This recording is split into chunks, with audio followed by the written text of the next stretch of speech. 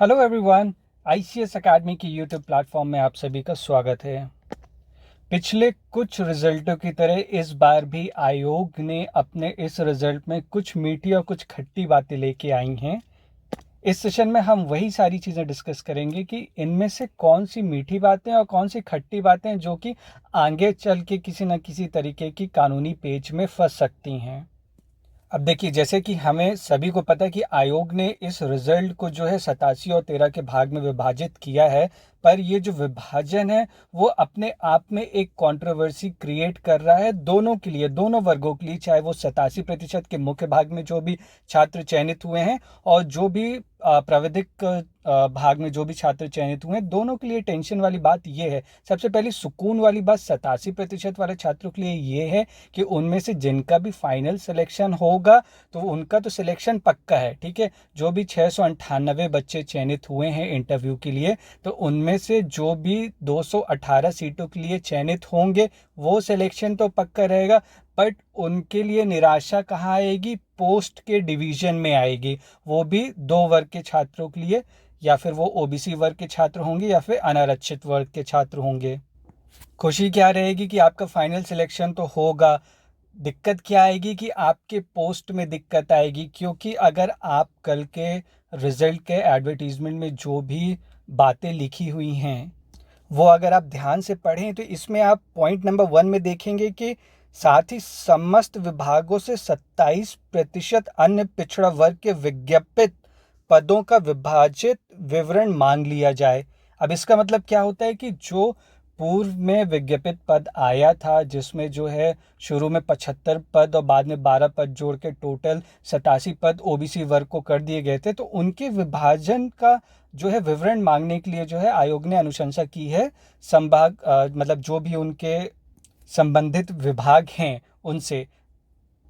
तो इसका मतलब ये निकलते कि जो 13% जो भी इन्होंने एक तो सबसे पहली चीज़ आप ये देखिए कि इसमें जो डिवीजन किया गया है, अगर आप देखेंगे कि टोटल सीट जो है बढ़ाने के बाद शुरू में जब विज्ञापन आया था तो 235 सीटें थी, बाद में इसे बढ़ा के 260 सीटें की हैं। 260 सीटें में जो है ओबीसी वर्ग को जो है 87 सीटें दी गई हैं और अनरिजर्व कैटेगरी यानी अनारक्षित वर्ग को जो है 61 सीटें दी गई हैं। और अब आप ये जो मुख्य भाग आ है जिसमें 87% रखा गया है, ठीक है। अच्छा, ये सारी इश्यूज जो हैं अनारक्षित और ओबीसी वर्ग के छात्रों में ही आएंगे। जो बाकी एससी और एसटी और ईडब्ल्यूएस कैटेगरी में है वो थोड़े से सेफर जोन में रहेंगे। उनमें से जिनका भी सिलेक्शन हुआ है तो वो निश्चिंत होकर अपने इंटरव्यू की तैयारी कर सकते हैं। तैयारी तो आप सभी को ही करनी है, पर लेकिन थोड़ा सा पोस्ट डिवीजन का जो इशू होगा हम वो डिस्कस कर रहे हैं इस सेशन में। अब देखिए कि इसमें जो है 87 में जो है पार्ट ए में सिर्फ 45 सीटें दी गई हैं। ठीक है, बाकी जो सीटें हैं वो पार्ट बी में रखी गई हैं। तो जो पार्ट बी में आपकी 42 सीटें रखी गई हैं वो कहाँ से ली गई हैं? वो जो अगर आप विज्ञापन का पद देखेंगे, विज्ञापन में जो भी पदवर जो भी विभाजन किया गया था, अगर आप उसको देखेंगे, जैसे कि ये है विज्ञापन में जो भी पदवर जो भी विभाजन किया गया था कि डिप्टी कलेक्टर की जैसे इसमें जो है 27 सीटें दी गई हैं। ठीक है, टोटल 27 सीट्स हैं, जिसमें से अगर आप देखें तो अनारक्षित वर्ग को जो है 8 है ना, एससी वर्ग को 4, एसटी को 5, ओबीसी को 7 और ईडब्ल्यूएस को 3। ठीक है, तो टोटल 27 सीटें दी गई हैं। तो जो 42 सीटें जो प्राविधिक पार्ट में रखी गई हैं उनका जो भी डिवीजन हुआ है वो इन्हीं पदों से हुआ है। कि जिसमें अगर आप देखेंगे कि ओबीसी को 7 सीटें गई हैं तो इससे 3 सीटें निकाली गई हैं। ये फॉर एग्जांपल मैं बता रहा हूँ, इसी तरह हर पोस्ट में की गई हैं ये सारी चीज़ें। तो ओबीसी से 3 सीटें निकाली गई हैं। क्यों? क्योंकि अभी इसमें 27% के हिसाब से आपको 7 सीटें जो है अलॉट की गई थी। अब उसको जो है प्रोविजनल लिस्ट में डाला गया है। तो वो किस बेसिस में डाला गया है कि डिप्टी कलेक्टर की पोस्ट से ये वाली हम सिर्फ डिप्टी कलेक्टर का पोस्ट एक रेफरेंस लेके बात कर रहे हैं। यही चीज़ जो है बाकी हर पोस्ट में भी की गई है। ठीक है, तो 7 सीटों में जो है आपको जो है जो भी 13% निकाला गया, तो 3 सीटें जो हैं आपकी ओबीसी वर्ग से निकाली गई हैं। वो जब कोर्ट का फाइनल डिसीजन आएगा कि किसे जो है रिजर्वेशन दिए, 27% रिजर्वेशन दिया जाएगा कि नहीं दिया जाएगा। अगर नहीं दिया जाएगा तो ये 3 सीटें जो है जनरल में चली जाएंगी। ठीक है, अनरिजर्व कैटेगरी में चली जाएंगी। पर यहाँ दिक्कत ये आ रही है कि फिर जो अभी अगर आप आयोग का जो है ये पॉइंट नंबर, कल के रिजल्ट का पॉइंट नंबर 5 देखेंगे तो इसमें क्लियरली लिखा है कि परीक्षा परिणामों के मुख्य भाग यानी 87% एवं प्राविधिक भाग 13%, अनपिछड़ा वर्ग एवं 13% अनारक्षित में अभ्यर्थी अपने अपने भाग्य में ही बने रहेंगे। अब इसका मतलब क्या होता है कि एक इनडायरेक्ट रोस्टर सिस्टम अपने आप बन जाता है कि जो 13% रहेगा, अब उसके लिए खुशी की बात ये रहेगी 13% वाले छात्रों के लिए कि आपको इंटरनल ही आपकी पोस्टिंग होगी। कि पहले तो 87 यानी जो 8 सीटें जो यूआर के लिए दी गई हैं और ओबीसी से जो है 7 सीटें दी गई, उनसे 3 हटा के 4 सीटों पे पोस्टिंग मिल जाएगी। पर जो बाकी 3 सीटें बचेंगी वो सिर्फ 13% वाले छात्र जो रहेंगे वो उनको मिलेगी। ठीक है, अब इसमें एक कंडीशन क्या खड़ी हो जाएगी कि मे बी जो 87% वाली लिस्ट में है बहुत बच्चे हैं कि जिनके मार्क्स अगर ज़्यादा आ रहे हैं पर वो पोस्ट ना होने के कारण जो है उनको दूसरे पद मिल रहे हैं।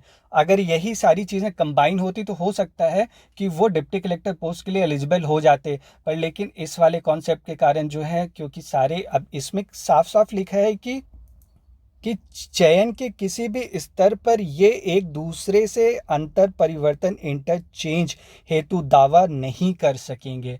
ठीक है, जो पोस्ट जो है 13% में रखी गई हैं आप उसी में ही रहेंगे।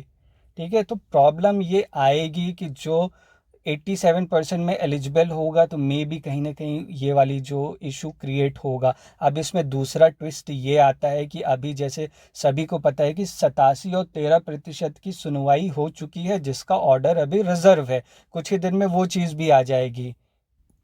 और अब उस ऑर्डर का अगर निर्णय जो है 87-13% को अगर वो वैध मान के आगे की प्रक्रिया होती है तो जो भी 87% में जो फाइनल लिस्ट में बच्चे आएंगे उनको पद विभाजन में दिक्कत जाएगी। ठीक है, उनको ये इशू हो सकता है कि वो बेहतर पोस्ट पा सकते हैं पर ये 87-13 के विभाजन के कारण जो है बेहतर पोस्ट नहीं पा सकते हैं।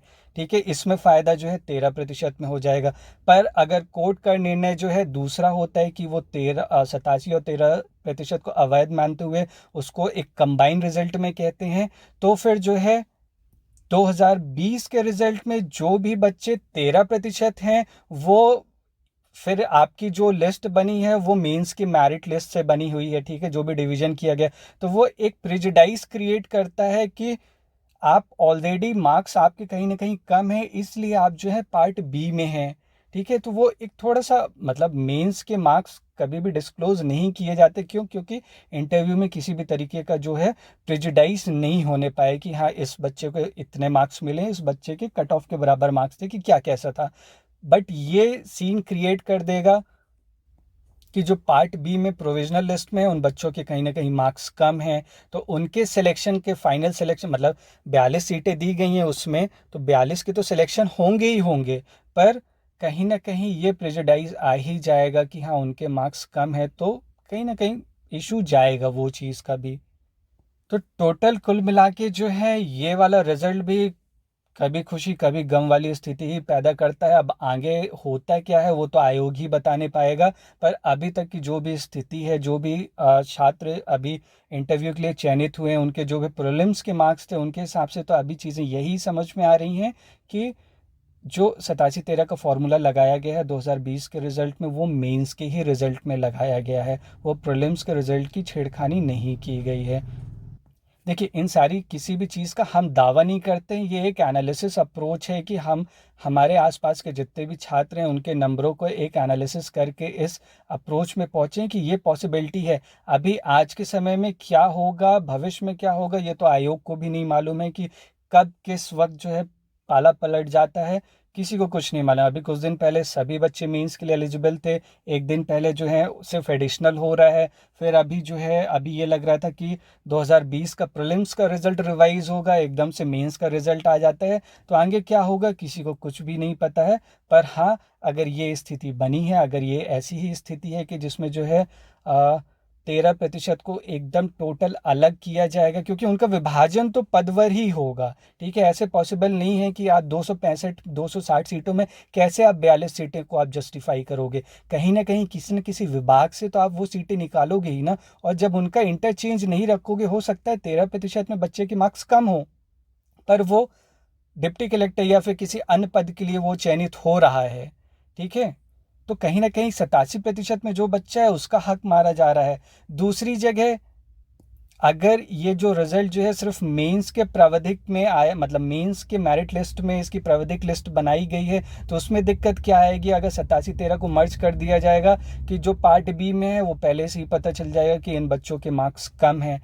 तो अभी भी इन सारी चीज़ों में बहुत ज़्यादा इश्यूज़ हैं, डिस्प्यूट्स हैं। आगे कैसे क्लियर होंगे वो तो समय ही बताएगा। पर हाँ, खुशी की बात ये है कि जिन बच्चों का मुख्य भाग में चयन हुआ है तो उनमें से 218 बच्चों को तो डेफिनेटली सिलेक्शन होना है। इशू बस उनके पोस्ट डिवीज़न में आएगा, जो कि आपके इंटरव्यू के बाद में ही पता चलेगा कि आपका इंटरव्यू कैसे कैसे जाता है। पर फिलहाल हमारी टीम की ओर से उन सभी छात्रों को जो है अग्रिम बधाइयाँ आपके उज्जवल भविष्य के लिए, और हम आशा रखते हैं कि 2019 के पहले 2020 का at least final selection, final result आए, क्योंकि अभी 2019 की प्रक्रिया में थोड़ा सा समय है, काफ़ी समय बीत चुका है, 4 साल बीत चुके हैं। तो होपफुली कोई तो एमपीपीएससी का पहला एक डिप्टी कलेक्टर 2018 के बाद हमें देखने को मिले, कोई नया टॉपर हमें देखने को मिले।